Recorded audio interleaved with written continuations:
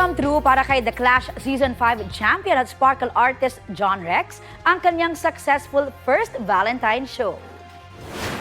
Ramdam ang support at love kay John Rex ng kanyang fans dahil sold out ang show na personal ko ring na-witness. Ipinamalas ni John Rex ang kanyang husay sa pagkanta ng iba't ibang love songs at namigay pa ng flowers sa audience. Love is in the air talaga ang vibes. Lalo't spotted din sa audience sina sparkle couple River Cruz at Julian San Jose na nagsilbing The Clash Masters noong season ni John Rex. All out din ang support ni The Clash Judge Ay de las Alas na naging emosyonal sa isang kanta.